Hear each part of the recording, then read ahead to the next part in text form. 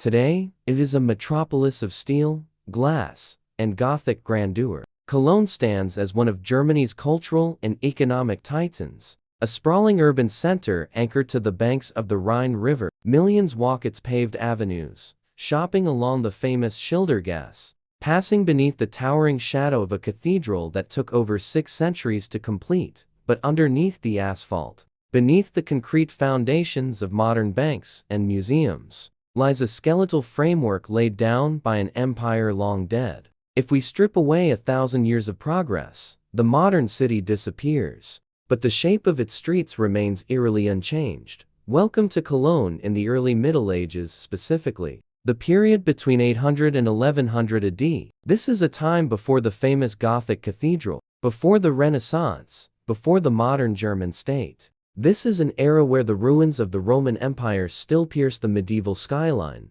and a powerful elite of archbishop dukes ruled with absolute authority. It is a story of survival, of a city that repurposed the stones of its conquerors to forge a medieval powerhouse. This is the true story of how Roman infrastructure shaped a resilient medieval city along the Rhine, the skeleton of Rome. To understand medieval Cologne, we must first look to its foundation. The city was officially established by the Romans in 50 AD as Colonia Claudia Era Agrippinensium. Unlike cities that grew organically and chaotically from small villages, Cologne was designed with military precision. The Romans built a massive, fortified wall enclosing roughly 1 square kilometer, organized around a strict grid system. By the 9th and 10th centuries, the Roman Empire was a distant memory, but its physical legacy dictated every aspect of medieval life in Cologne. The magnificent Roman buildings, the temples, the governor's palace, the bathhouses had largely collapsed or been cannibalized for building materials.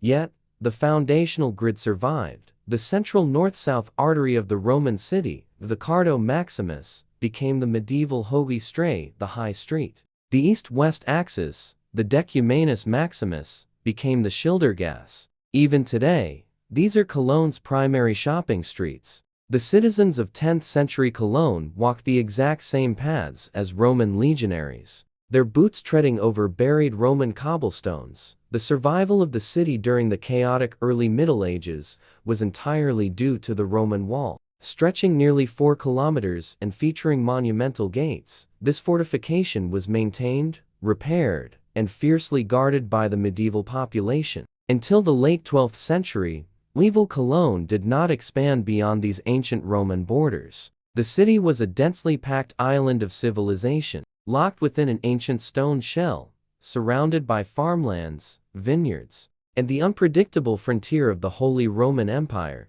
The city of Archbishop between 800 and 1100 AD, Cologne was not ruled by a king, nor by a council of citizens, but by the church. Specifically, it was the domain of the Archbishops of Cologne, some of the most powerful men in European history. In 795 AD, Charlemagne elevated the bishopric of Cologne to an archbishopric. From that moment, the men who held this title were not just spiritual leaders, they were secular lords. They coined their own money, collected taxes, commanded armies, and sat at the right hand of the Holy Roman Emperor.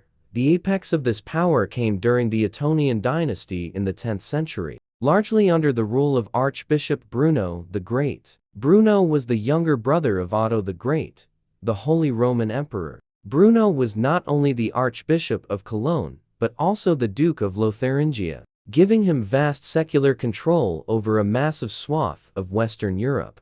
These archbishops viewed themselves as the heirs to Rome. They built their palaces directly over the ruins of the Roman Praetorium, a deliberate architectural statement declaring that the power of the Caesars had been transferred to the church. They ruled with an iron fist, managing the city's courts and collecting tolls on all river traffic. The citizens of Cologne were subjects of the archbishop, a dynamic that would eventually lead to violent, bloody friction as the city's merchant class grew wealthy and demanded independence, a struggle that culminated in a massive civilian uprising in 1074 against Archbishop Noei. The architecture of Friedhof. You were to approach Cologne by boat on the Rhine in the year 1050 AD. you would not see the famous Gothic cathedral that defines the city today. That architectural marvel would not be started until 1248. Instead, the medieval skyline was dominated by a different beast,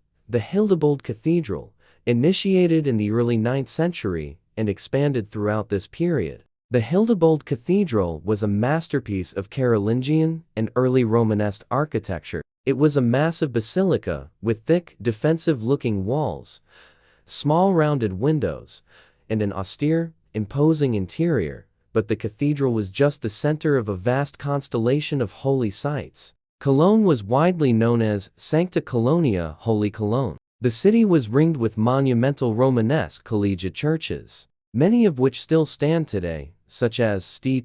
Pantaleon, St. Gerion, and St. Mariaim Capital. The construction of these churches was an immense logistical undertaking. Because the immediate area around Cologne lacks high-quality building stone, medieval builders relied on two primary sources. First, they ruthlessly scavenged the remaining Roman structures, recycling ancient bricks and columns. Second, they utilized the Rhine River to transport massive quantities of tough stone of volcanic rock quarried from the Eifel region, dozens of miles to the south. This continuous building boom created thousands of jobs, driving the city's economy and drawing skilled craftsmen from across Europe, the arteries of commerce, while the archbishops provided the political framework. It was the Rhine River that pumped lifeblood into the city. Cologne was perfectly positioned on one of the greatest natural trade routes in the world, connecting the Alps and southern Europe to the North Sea and the British Isles.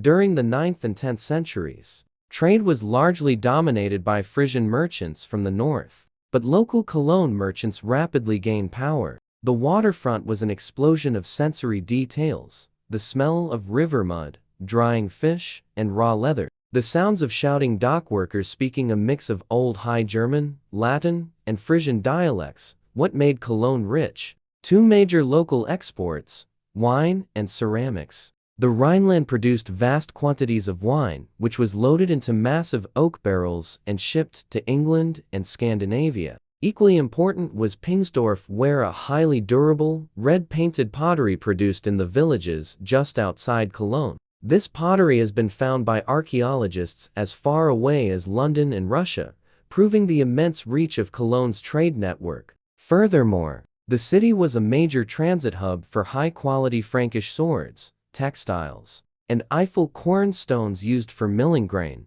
Cologne was also home to the oldest, most significant Jewish community in Germany, dating back to a Roman decree in 321 AD. During the 10th and 11th centuries, before the devastating pogroms of the First Crusade in 1096, the Jewish quarter, located near the Archbishop's palace and the modern city hall, was a thriving center of long-distance trade, finance, and scholarship. They maintained vital trade networks reaching into the Islamic world and the Byzantine Empire, bringing luxury goods, spices, and silk into the dark, timber-framed halls of the Rhineland. Urban layout and daily life step away from the great churches and the bustling riverfront, and the reality of daily life in medieval Cologne becomes intimately, sometimes uncomfortably, apparent. The broad Roman avenues were exceptions. Most of the city consisted of narrow, claustrophobic alleyways.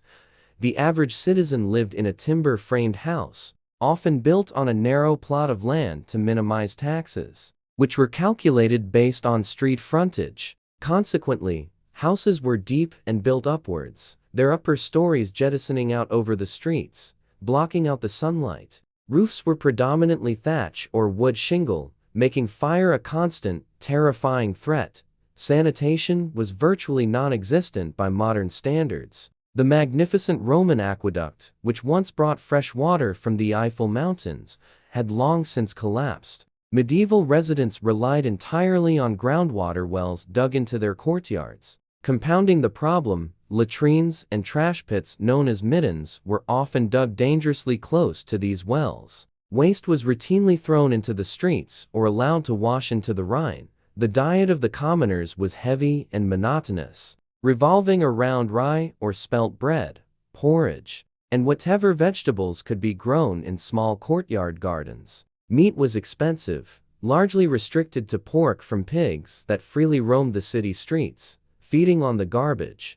Due to the contamination of the water supply, virtually everyone, including children, drank weak, low-alcohol ale or watered-down wine. As the fermentation process naturally killed off waterborne bacteria, defense and the militia survival in the Middle Ages required constant vigilance. While Cologne was geographically protected by the Rhine on its eastern flank, its western approaches faced the dense forests and shifting political borders of Lotharingia.